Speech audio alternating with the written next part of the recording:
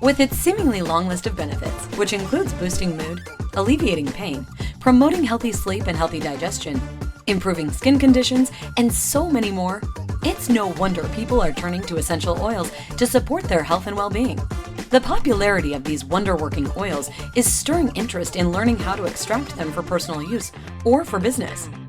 Welcome to Extraction Essentials, where you'll learn and discover how to create a formula using quality engineered products. Hosted by Tony Frischknecht, this podcast is all about the process of extraction tools and the equipment that surrounds the extraction lab or facility. Create an income while enjoying the many benefits and uses of essential oils by tuning in to Extraction Essentials. Hey everyone, and welcome back to another episode of Extraction Essentials. I'm your host, Tony Frischknecht, and I am here for part 3 of our alcohol distillation series. And I'm really excited to have Nick again on with us. He is head of product development for Essential Extractions, and he is here today. We're doing some cool stuff because if you guys listen back to this would be episode 8 and 9. So if you haven't listened to that yet, check it out. It doesn't stop you from going through and listening to this one, but it'll make a little more sense if you can step back a little bit. Nick, it's great to have you on today. Thank you so much for being here. Yeah, thanks, Tony. Thanks for having me, man. Let's just start, man. So we did part 1 and 2. We actually showed how we could take ingredients to make gin. We called it bathtub gin, but to make gin out of just plain vodka. And share with us what we're doing different today that we didn't do in 1 and 2. Totally. Yeah. So in part 1, which was episode number 8, we were just kind of talking about just some facts about gin, some basics about alcohol distillation and things like that. And then during part 2, we did kind of like a two-sided experiment. And I actually have those infusions right here. One of which is where we soaked the botanicals directly in the alcohol. And so that is this mixture here. And then the other one is where we CO2 extracted that same quantity of botanicals and infused that with vodka, and that is shown right here. Okay. But what we're doing today is instead of running all those botanicals together, I've run them separately so that we kind of have a picture that we can paint with these different flavors if we want to change it, or let's say you want to have a more juniper forward gin, or even just make a single cocktail. You could easily do that by just using small amounts of each of these. Oh, so you could actually take whatever weight or drop of each one to make one cocktail rather than a large amount. Precisely. Okay. But with that said, these are super, super potent. So you'll see when I'm actually going to be infusing this 750 milliliters of vodka today using kind of a pseudo recipe I came up with that kind of is meant to match these extra infusions here. Okay, so we've got our vodka there. We've got concentrations of each. So with these, you started with, what was the first one you did? The first one I did was the Juniper, which is shown right here. The second one I did was cardamom pod. Okay, hold that up just for a second so people can see that are watching on YouTube. Okay, great. Thank you. The third was coriander. Okay. The fourth, a rainbow peppercorn mixture. So that's black, white, and pink peppercorns. Okay. And then the last was a cinnamon stick. So where did you get all these products at? So a lot of them, like for example, like the peppercorns and the coriander and cardamom, you can get those at any, like a Whole Foods or Natural Grocers, any kind of like higher end food retail store. Whereas the cinnamon stick and the juniper we got offline off of kind of a bulk supplier of herbs and botanicals. Some people like to use a bulk apothecary. And then there's also a couple other ones, also Amazon, of course. So nothing was really special aside from your juniper berry and your cardamom. No, and I mean, honestly, a lot of people have juniper bushes growing in their yard. So I mean, you could even just go out to your yard and pick a handful of juniper berries and run it. So okay. Okay. What do juniper berries grow on? On the juniper bush. Okay. Perfect. I know that's a silly question, but hey, No silly question. All right. So, how much product can we produce with the individual extraction? Well, so because I basically I just filled the chamber with as much of each botanical as I could, just for just so I get the most out of it. So you can make like different amounts from each of these infusions based on that recipe that I originally came up with. So like for example, juniper is what we use the most of. So we could potentially make 6 of these 750 milliliter bottles out of this little concentrated infusion here. Of Okay. course, that's all hypothetical. But then for some of these other ones, like for example, the peppercorn, in the recipe, we only use 2 peppercorns. So we can make about 479 bottles of this. Like actually, Okay. when I first made the peppercorn stuff and I tried it a little bit, I was like, oh boy, it's Yeah. a bit much, but that's why I'm going to show you like how little we're actually going to be using to make these infusions and individual cocktails. Okay. One other question for you. How long did you have to run the machine for each one of these? Totally. Yeah, so it's 4 hours per each one. Okay. And kind of my method was I'd put the botanicals in this side, run it for 4 hours. So and that's the collection vessel you have your hand on now. So that's this is the biomass chamber. There's the collection vessel. okay. So I'd put our botanicals in this side here, run it for 4 hours, and at which point I would take 35 milliliters of vodka, and because you have to depressurize the system before you put vodka back in here to infuse. So I would bubble the vodka through, or bubble the CO2 extract through the vodka, and so that just captures any of the little tiny drops and stuff that's coming out of there. And then after that, I actually opened up this side, poured the vodka in there, and then ran it back through the system for, just a single pass. It just took a couple seconds, and then outshot your finished product here.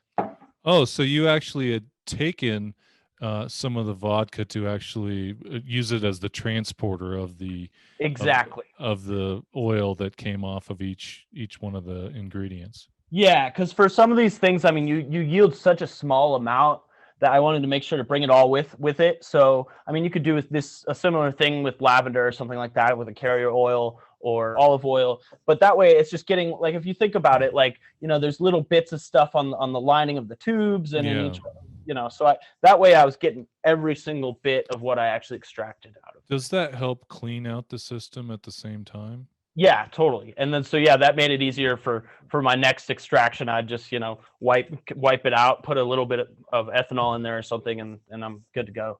Okay.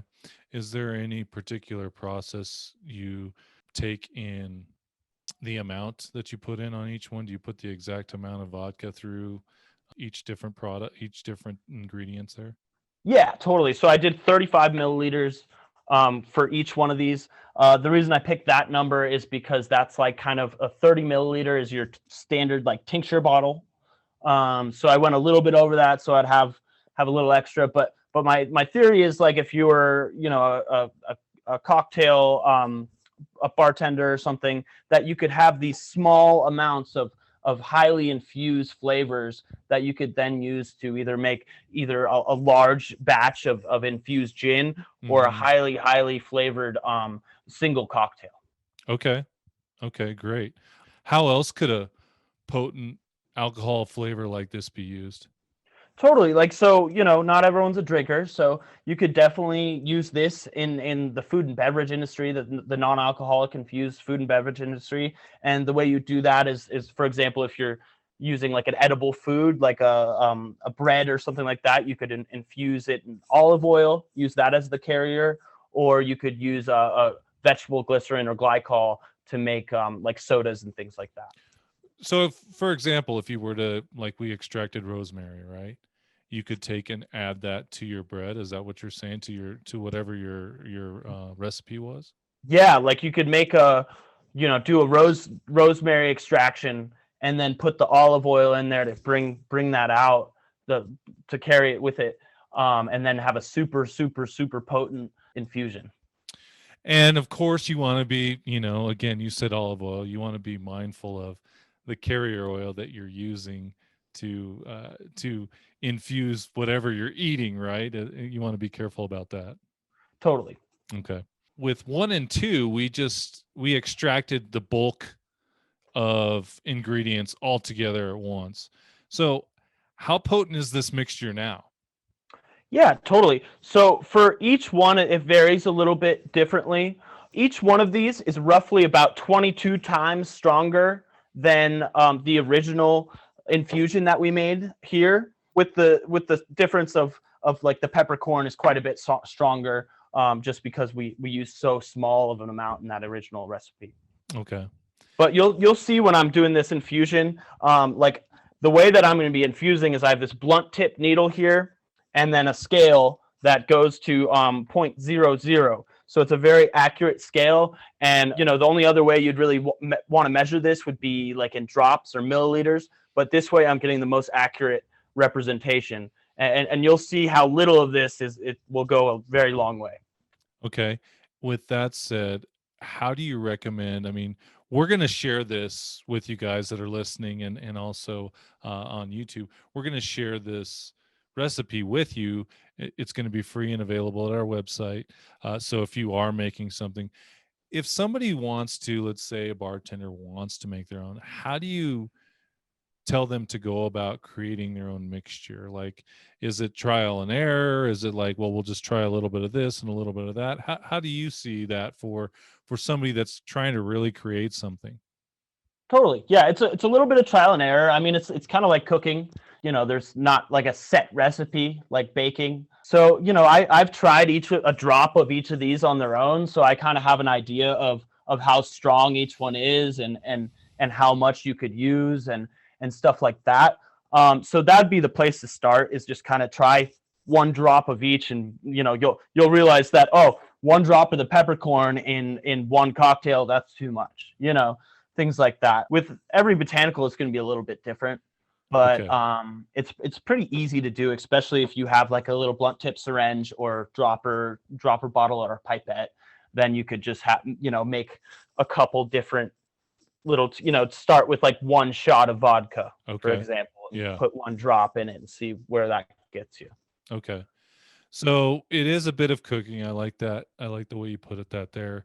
And so it's up to the creator, like how he wants to make it taste. But again, that gives you a lot of latitude in creating whatever flavors or that you're trying to do and share with people, right? Totally. Yeah. Okay. All right. So what do we have next? Yeah. So next, like Tony said, we're gonna have this recipe available to you on the website. So I'm just gonna let you look at that there, and I'm just gonna go ahead and start putting this together, and going through each of these and putting the amount that I have kind of pseudo figured out to make this original recipe. So yeah, I'll get rocking here. Okay.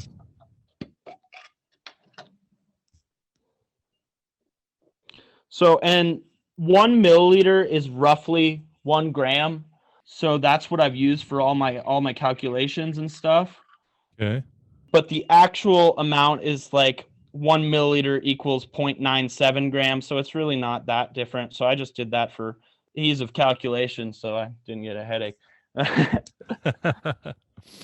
So he's making, for those of you listening, he's taking little droplets of So as you can solution. see, that is the amount of the Juniper infused vodka that we're going to use to infuse this whole bottle. Okay. So you can see, and this is small. Yeah, and this is the highest quantity of any of these that we're going to use, because it's a very Juniper forward infusion. And so for those of you that are not sure what 35 milliliters, that's basically a shot glass. 33 mils is a shot glass, so it's just a little bit larger than what you would serve or take a shot of alcohol with. So like extremely small. That's why when Nick is actually extracting this stuff, you saw those jars, there wasn't very much in there. Well, again, going back to the potency of this, right? You don't need very much of this because this is 100%.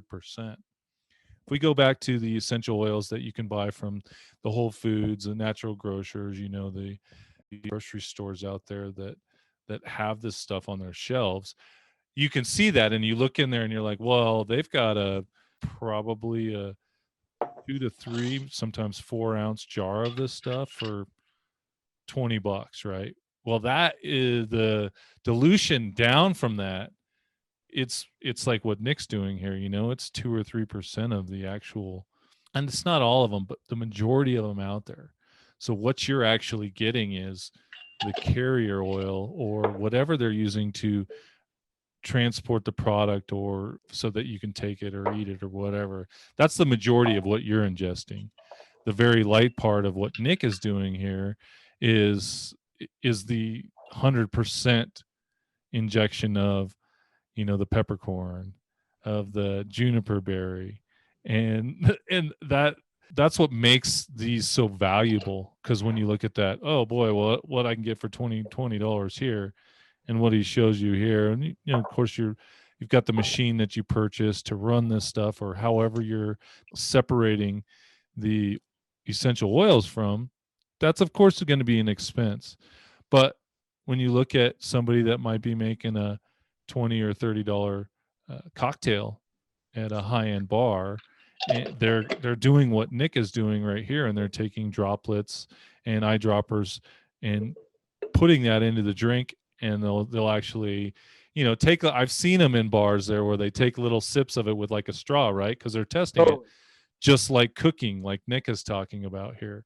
So they're checking it out, and they're seeing if they like it. If none of you have ever experienced some of these bars, these speakeasy types bars, they'll ask you what you like. They'll be, so what do you like in a drink? And you're like, well, I like it tart and not too sweet. And then they come up with some kind of recipe, and they go, here you go. And it's nothing you can pour out of a bottle. So Nick, have you infused the vodka already? Yeah, we're all good. It's okay, all cool. Okay, good. So now that you've got it infused, is it ready to drink? Does it have to sit at all? What's next? It's ready to rock. And like I said, this is an experiment for me as well, and I did some pseudo math, so it might not work as well as I originally planned. But like I said before, I would more see these sort of things used kind of like what Tony was saying, like at a speakeasy where you're making a, like if someone says, oh, I love cinnamon, then you make them a cinnamon infused, whatever it may be, So that's really how I'd see this being used. But with that said, hey, let's try her out, huh? All right. It's a good thing it's 5:00, right, Nick? Not even close. Gonna have to go eat some lunch. Yeah, because it's early in the day, I'm gonna literally have that much because I'm not trying to ruin my whole day. Well, it is almost noon while we're recording this, guys. So I just want to point that out. We're not lushes. We're just trying to make sure you guys have the right information. So anyway. Exactly. But yeah, so first I'm going to smell it, and it smells great. It's juniper forward for sure. You can smell the cinnamon in there a lot.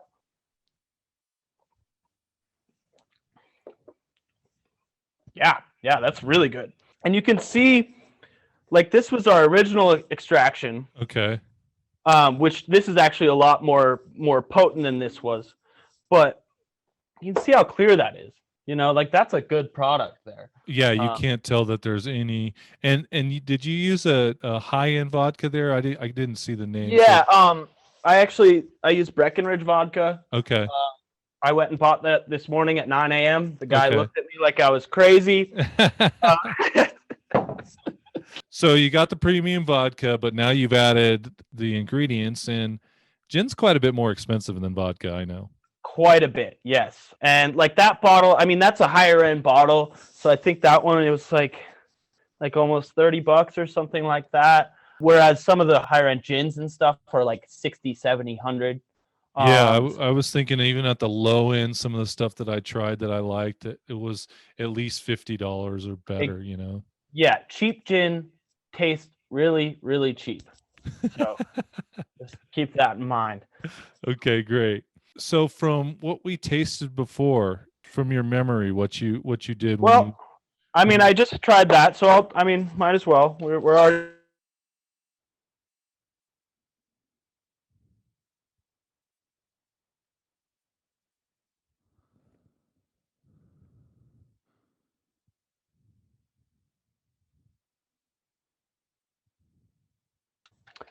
So I like the new one a little bit more, honestly.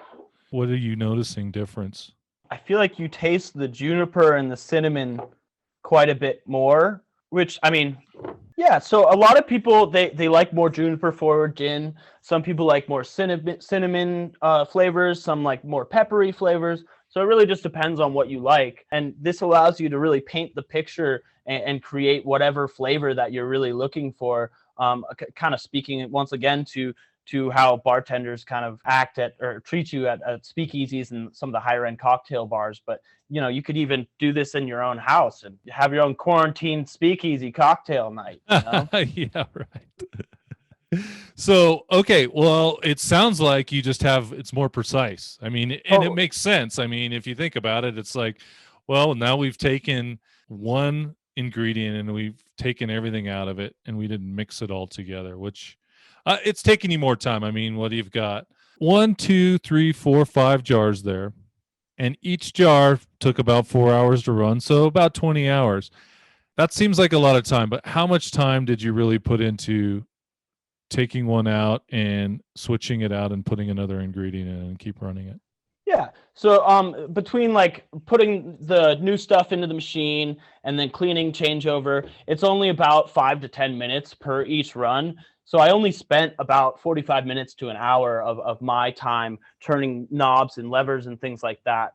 The rest of it was just, me working on the side and stuff. So. Okay. All right, great. Well, guys, this is how easy it can be. And, again, we're going to let you guys go to the website, extractionessentials.com. We'll have that free recipe up for you. You guys can snag it from there. At least that gives you a basis to start with. And of course, if you have questions, Nick and I are available. It's easy. You can reach out to one of us on extractionessentials.com. And we hope this gets you guys going, at least into I want to make some other alcohols with Nick, and I think we're going to be doing some other stuff here in the future. So be prepared for that. But feel free to reach out to us and say, hey, I've got a cool recipe. Do you want to run it? Do you want to share it? Absolutely, 100%. Bring it to us. Send it to us. We will run it. That's what we're doing here. A lot of this. So Nick, thank you so much for joining us today. Appreciate it. Yeah, thank you so much, Tony. All right, guys. We'll see you next time back on Extraction Essentials. Have a great day.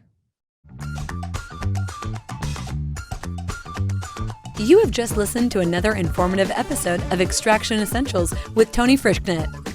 We invite you to come back next time as we strive to provide useful knowledge and tools every week to help you on your extraction business. You can also visit extractionessentials.com for additional resources and to know more about working with Tony. See you again next time.